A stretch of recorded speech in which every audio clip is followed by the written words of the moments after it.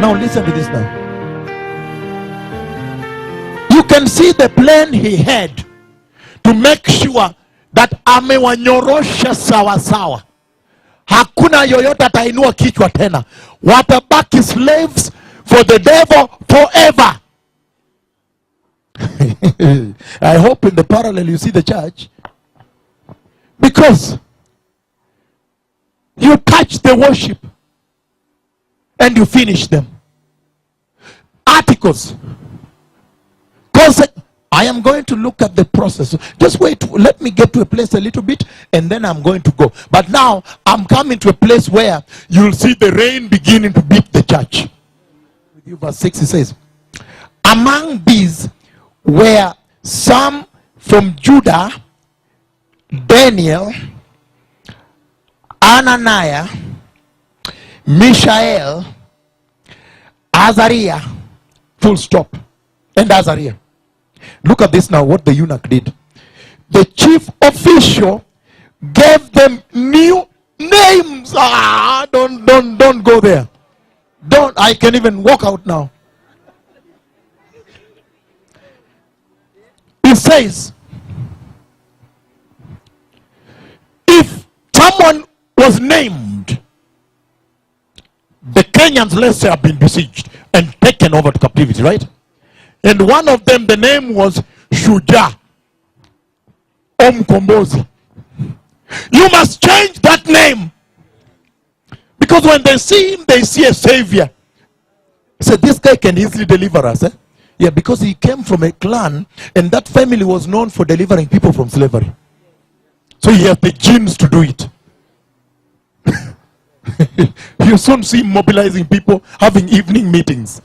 So you people, what do you see with this life? Are you happy with this thing? You people, do you agree with this thing? He says, in order to change their identity totally, you must also change name. Know that when the devil comes, he does not play.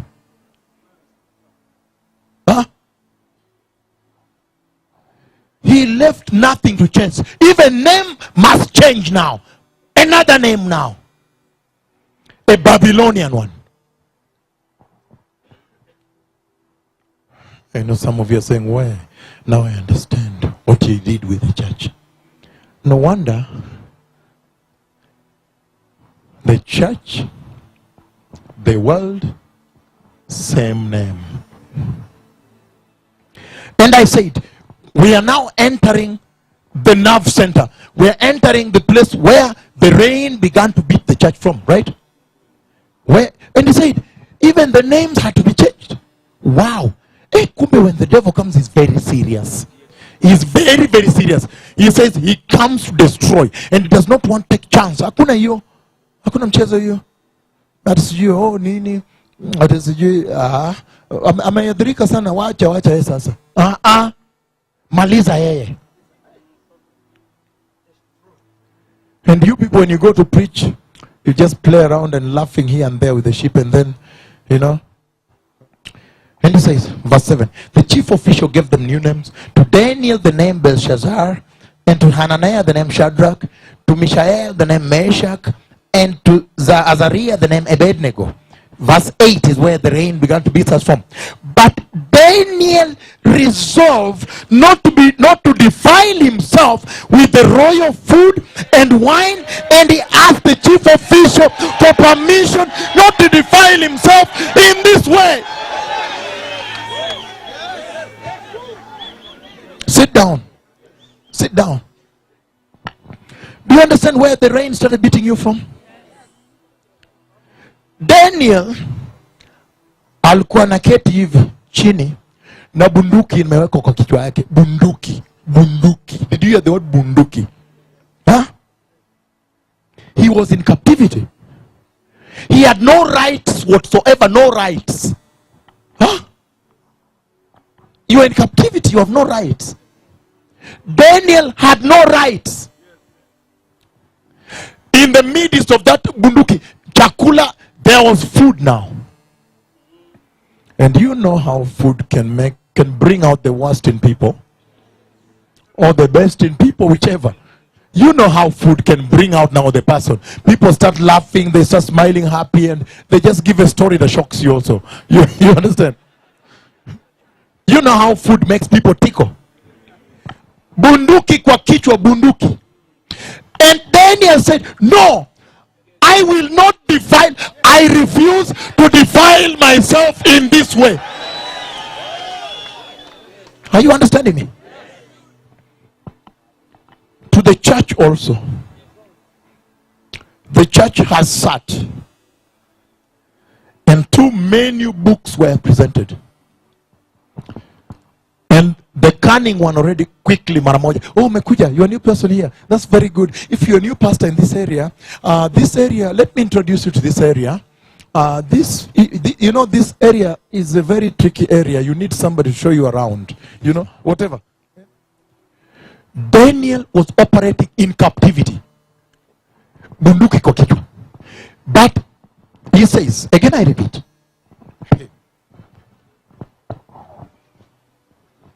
He uses the word but. Which means, however, despite all that pressure, but Daniel resolved. Did you hear the word resolve? So he's saying that Daniel first resolved, made a resolution, a resolve. He said, hapa ndio sasa nitafika. Hapa ndio itakuwa mwisho yangu sasa. Beyond this I don't go. Nimekata. Resolved not to defile himself with the royal food and wine, and he asked the chief official he asked him for permission not to defile himself in this way. Daniel resolved and refused not to defile himself, and look at what he did. He went to Ashpenaz and he told me, can you please give me permission? Allow me permission not to defile myself in this way with this royal food.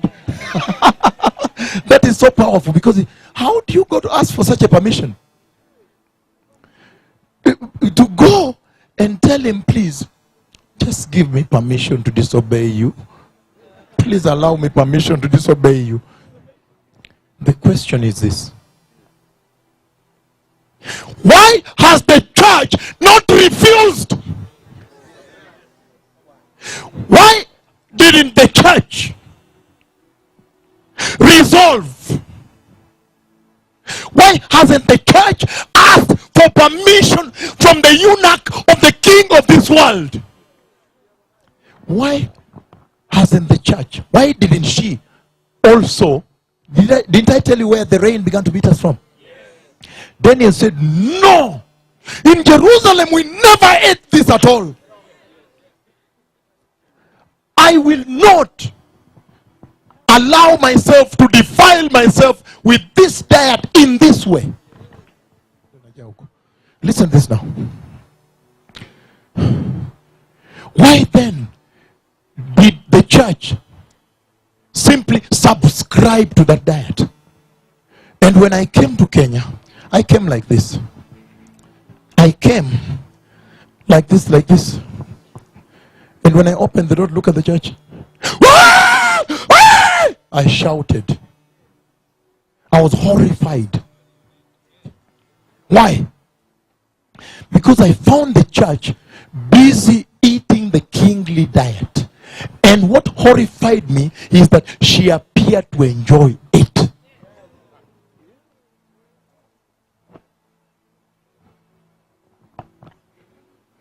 I saw her in Europe eating the same diet. I saw her in Kenya, in Africa. She was eating the same thing. Why didn't the church ask the eunuch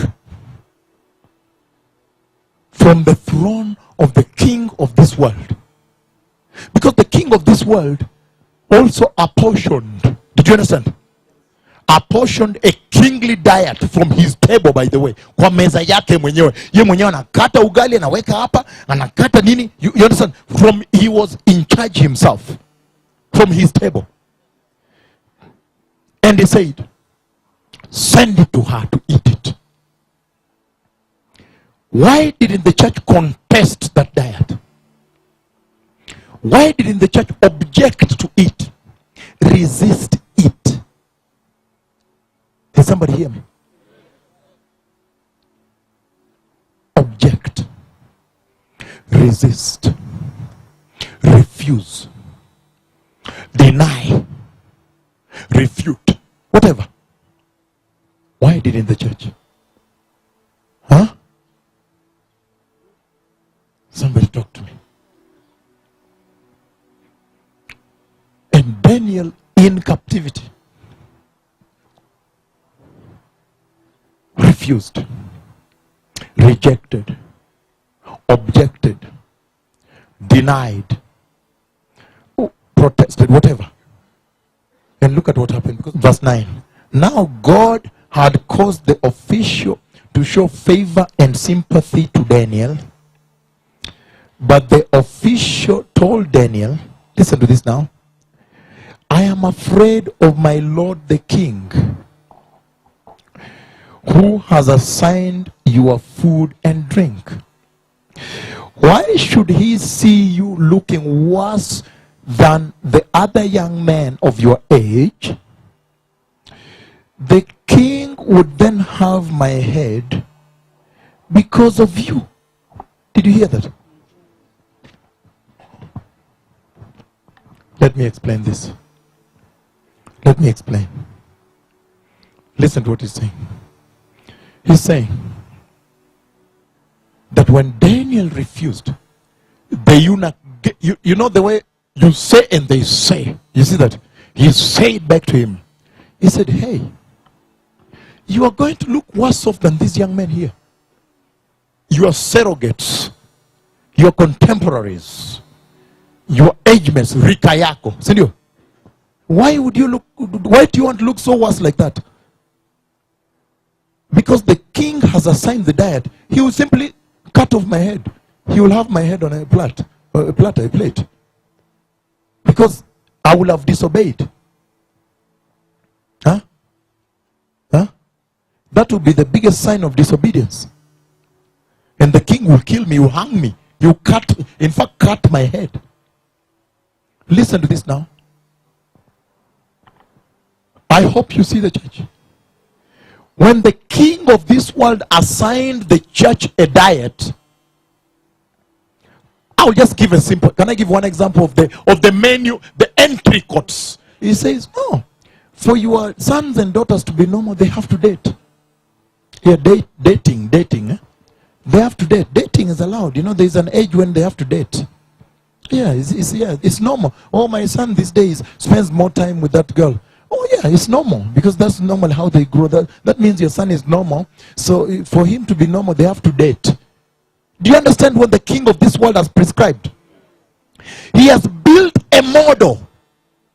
He has built a model, a paradigm based on his system, his menu. That if you will not eat the diet prescribed, you will look worse off than the rest. And Daniel said, ever since my mama gave birth to me, I have never defiled myself with pork like this. Babylonian pork. And there's no, in Israel, it's not kosher. In Jerusalem, we only eat kosher. The food which is kosher. And that food, that's why all over wherever the Jews live, whether it's in New York City, whether it's in London, wherever, the chief rabbinate, the chief rabbi has to certify the food that this is kosher. Which means this is halali for them. This is certified, the Jews can eat this. And here you are now, raised and brought up in Jerusalem on Jerusalem diet, eating well, without defect, formed right, walking statured, knowing his bearing towards Jehovah. And now he was told that there is shrimp here, there is pork here for you. Even some snakes are actually not poisonous, we eat them here. even dogs are slaughtered and eaten, and cats, whales, and all these things. They say actually that one in Babylon here, that's a delicacy. If I give it to you, I have loved you. In fact, that's expensive. They say actually these shoes with this real snake skin, the real snake skin kabisa, the shoes of women, these ones are most expensive. Did you understand this entrecôte in the diet, in the menu? And the church did not dare to ask for permission not to defile herself. Did you understand me?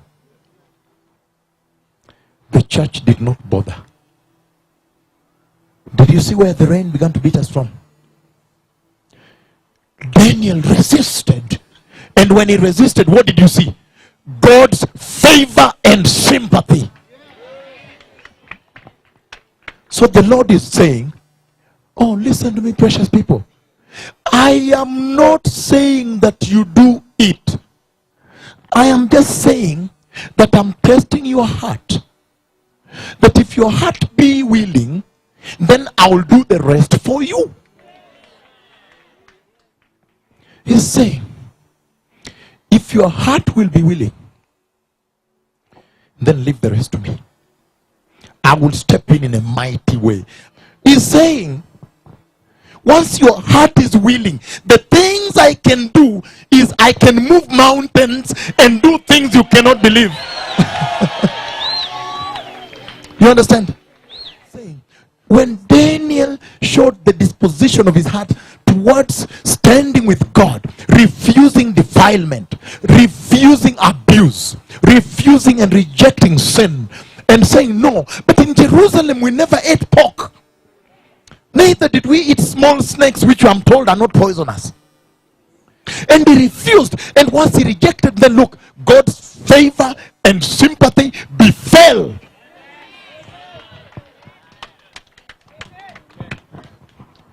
And look at what happened. Oh, I'm afraid of my lord the king, who has assigned you your food and drink. Why should he see you look worse than your contemporaries, other young men of your age? The king will then have me slaughtered. He will have my head because of you. He will take my head. Atakata. Yes, and you know Babylonian kingdom is brutal and cruel. So they say, verse 11. Then Daniel said to the guard, whom the chief official had appointed over Daniel, Hananiah, Mishael, Azariah. Verse 12 is what the church did not do. Please test your servants for 10 days. Give us nothing but vegetables to eat and water to drink. Then compare our appearance with that of the young men who eat the royal food, and treat your servants in accordance with what you see. So he agreed to this and tested them for 10 days. Daniel went ahead now to the guard who was said, overruled, give food. The ordinance of the king, don't tamper. Overruled, give food. No, but they are saying, you give food, excuse me, give food. Okay. He said, please, why don't you test us? Daniel asked for 10 days. How come the church of Christ never asked for 10 days? How come the church of Christ did not ask for 10 days of trial? Did you understand? How come the church of Christ did not say, please, just allow me, please, just help me, just give me only 10, please, only 10 days, please. And based on that, I agree now. After that, I agree. If I look back, then I now agree. Treat me as you want. You see that? And treat us according to what you see.